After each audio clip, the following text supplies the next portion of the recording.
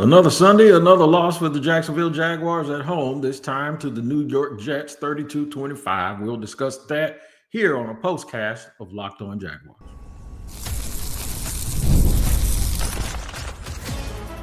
You are Locked On Jaguars, your daily Jacksonville Jaguars podcast.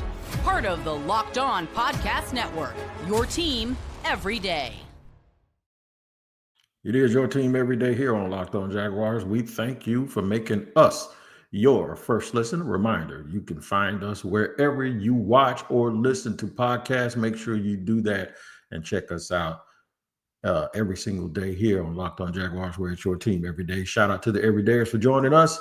And we'll get started here. What we're going to talk about is the postcast is always two halves, right? Two parts. Brent Strange and BTJ, Brian Thomas Jr. had a day. That's a positive thing to look at. The offensive line didn't play horribly. They actually opened some holes. The Jaguars had over 100 yards rushing on about 25 carries from their two running backs. So they played pretty well. They still lost. And that's what we'll start at the top. They lose 32-25 to the New York Jets in basically a game of two bad teams. It was entertaining. It was fun. It's always entertaining when two teams or two individuals who aren't any good at something decide to do it. Like if you're at a bar at 1 o'clock in the morning and two dudes been drinking all day and decide they want to have a foot race. It'd be the funniest thing you ever saw. So the Jaguars actually had some entertainment going. They got Brian Thomas Jr. involved, had 11 catches for over 100 yards for a career day for him. Tight end Brent Strange, second-year tight end Brent Strange. It's a rookie Brian Thomas Jr., second-year tight end Brent Strange had 10 receptions on the day. I believe I might have that backwards. In fact, Brent Strange may have had 11 and Brian Thomas had 10. That's exactly what it is. Brian Thomas had 10 for 105 with 2 touchdowns, and Brent Strange had 11 catches for 73 yards. It's pretty nice, pretty good little duo. Parker Washington was third with 3 catches for 54 yards. But the Jaguars aren't very good, man. You saw it on defense where some people described it as a busted coverage. I didn't think it was a busted coverage. I thought it was just bad play. And that turns out what it was. Busted coverage means that those guys were unaware of what they were supposed to do. Everybody should be aware of what they're supposed to do right now. Okay? They just have some tendencies that people know that they can confuse them. It happened twice, maybe 3 times. It seems like Devin Lloyd was the culprit, but I don't want to put that on him because I don't know. Just because he was the closest one, or just because he was the one chasing a dude, kind of like a dog when he chases the mail truck down the street, right? I don't want to make it all on him, but it appeared that way. It appered that on one of those crossing routes was a mesh concept, and they released a future Hall of Famer. He was over there by himself with the game on the line, Davante Adams. And they had, first of all, any defense that has Devin Lloyd guarding Davante Adams and Devin Lloyd guarding what's the kid's name out of Ohio State, the second-year player out of Ohio State, Garrett Wilson, any defense that you have that has a 245-pound linebacker, Sam linebacker type, any defense that has him guarding those 2 players that I just mentioned, you need to figure out something else to do. It's just not good football. It is not good football to have a guy that big guarding those people that are very, very good. Not only are they smaller and quicker, but those guys happen to be very good. One guy's a Pro Bowl level player. The other guy's a Hall of Fame level player. So just, typical Jaguar stuff. Guys putting the ball on the ground, but they got it recovered. But it seems like the running backs fumbled the ball too much. Mac Jones showed you why he's going to be a career backup. He can do some things. He can have pretty decent ball placement, but then at the critical time in the game when you really need him, guess what? He throws an interception that Sauce Gardner didn't. Sauce Gardner caught it like he looked like Willie Mays playing center field. He just stood there and caught it. It was like a fair catch. So The entertaining game ended with the Jaguars losing yet again. What does this mean? Well, it means they're 3-11. That's what it means. And the season's done. There's a lot of talk about who's going to stay and who's gonna be here.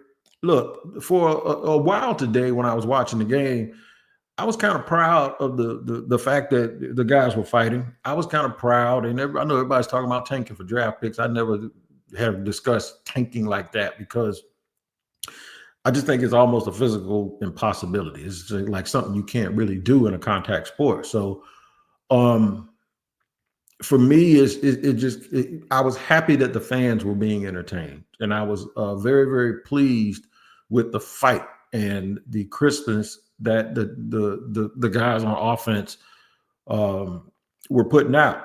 Defensively, that's a whole other thing. I don't know what they're going to do at safety, but I don't think Darnell Savage is the answer. They obviously feel like Andre Cisco is not the answer.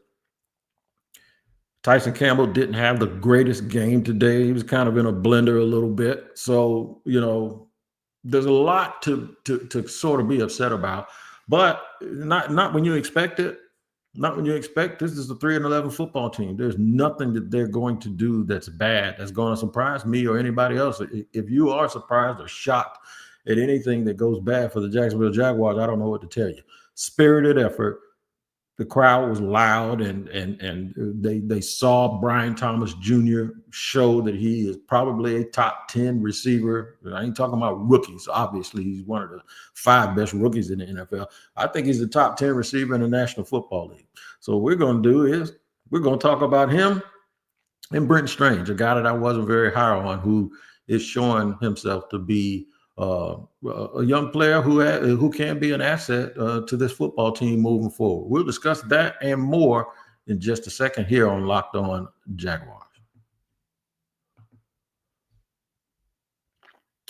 Today's show is sponsored and brought to you by BetterHelp.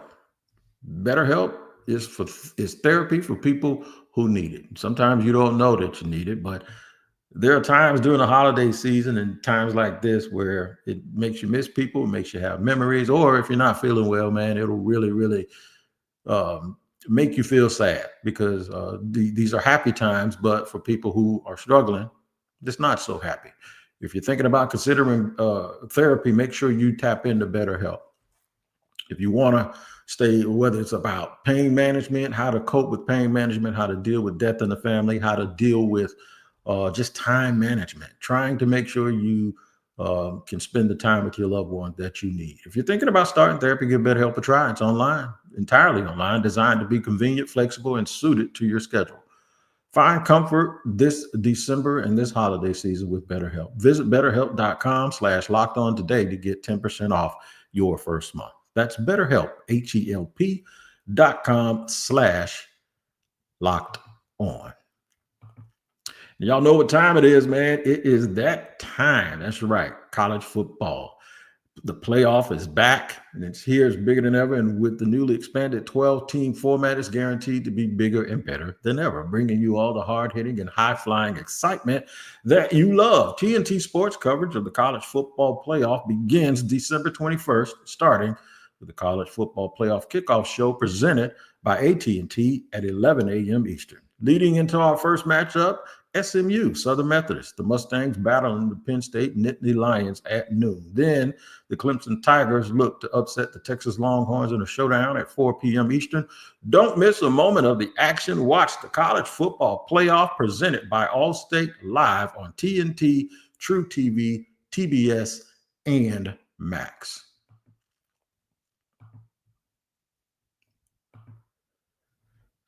Okay, running it down here. Second half of the postcast, the Jacksonville Jaguars lose again. And we talked about that 11 other times this season.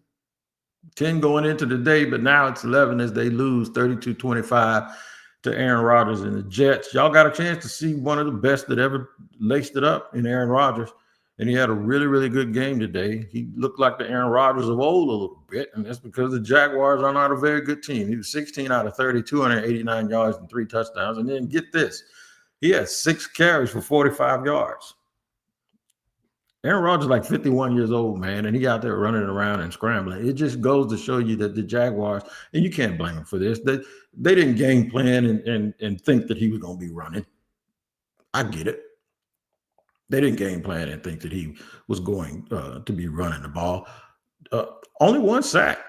That was by no, actually it was two. Solomon Thomas did get one. I do recall that. He chased down Mac Jones. And then Javon Kinlaw, there's a name from the past, who got a sack against the Jaguars offensive line. But all in all, I thought the offensive line played pretty well. I thought the team fought. They gave themselves a chance to be in it and to win late in the game. It just didn't happen, and we're used to it not happening. Let me just go through the stats real quick. Mac Jones threw it 46 times, 294 yards, 2 touchdowns, both to Brian Thomas Jr., but he threw those 2 interceptions, and that was, especially the last one, it was super, super critical. Between the two backs, 25 carries for 107 yards, and we talked about the guys in the day that they had receiving.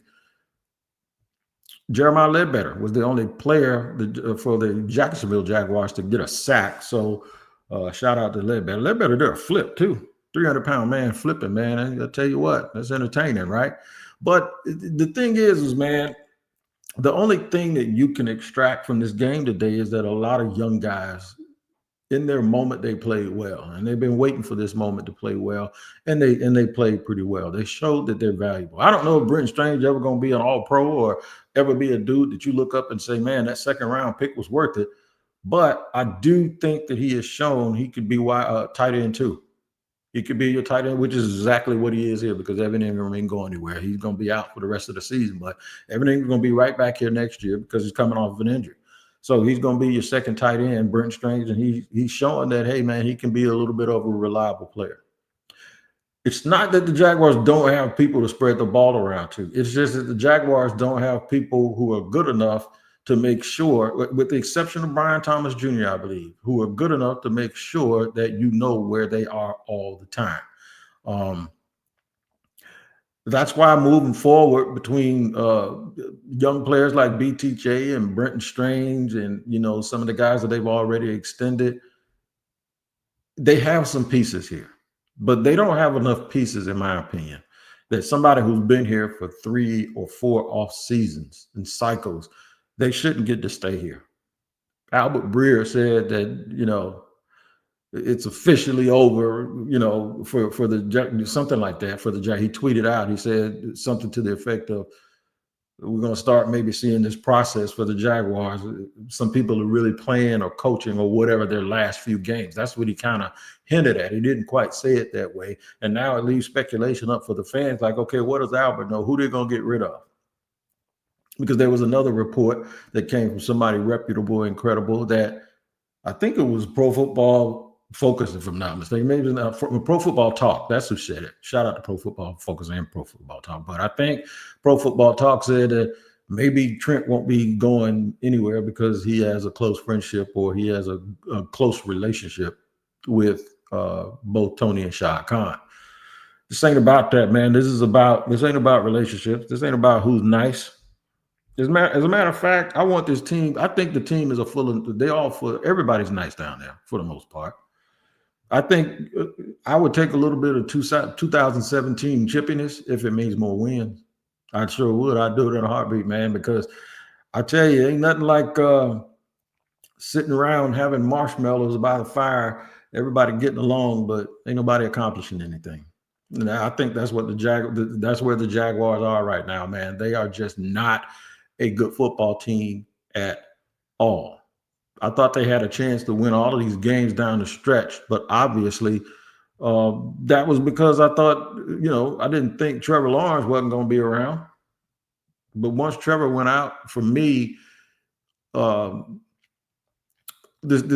season just meant looking at young people. So they got the Raiders next week, a few days before Christmas on the 22nd, out in Vegas. Then they have the Titans, who benched Will Levis, and then they close the season with the Colts, who are right now beating Denver on the road. So it's just nothing really to be optimistic about. I don't know where they're picking in the draft right now. It won't really matter until we get an idea and understand the direction that this team is going. Because if they do move on from either the coach or the GM, or they move on from both, what's going to end up happening is the biggest story isn't going to be who they're going to draft. The biggest story isn't going to be who they're going to get in free agency. The biggest story will be who's going to lead this franchise and get this franchise out of where they are right now. I keep seeing a lot of people throw out a lot of names. I'm going to need folks to look up resumes and just go to Wiki and look it up. There are a lot of people that probably are not qualified to be GMs because they have worked in the front office before. I'm not going to mention names because people don't think I'm hating on somebody, but I'm just not. I've just had this conversation with so many people, and fans keep listing and naming the same people. Just because somebody talks a good game about football and they're very articulate does not mean they can be a good GM. I just want y'all to know that. So I need folks to go and look at these general managers or the people you think are good for GMs and look up their job. If they didn't have experience as an assistant GM or experience as a player personnel director and not just a pro personnel director, they're not fit. They haven't shown that they could be GMs. We got to stop with this. Anybody can do anything, and we're just gonna grab a dude who's charismatic off of TV to make him a GM. That's not how this works, and I just want people to pay attention to that a little bit more. All right, man. You can catch me on Locked On Jaguars. I'll be here all week. And talking about the Jags. Obviously, the reaction to this loss after I peek in on the press conference and look at everything. See how Walker Little is doing. He was playing really well. He had to leave the game because he got hurt. I don't think he came back. He may have come back into the game, but I don't recall seeing him back out there. So we'll just get on it all week, man. We'll be talking about it. Of course, I know the everydayers will be there, and you are invited to make sure that you come to Locked On Jaguars and check us out all week. Make sure also you check out Locked On NFL because I'll be on there too. Right. Got a couple of jobs here with the Locked On Podcast Network.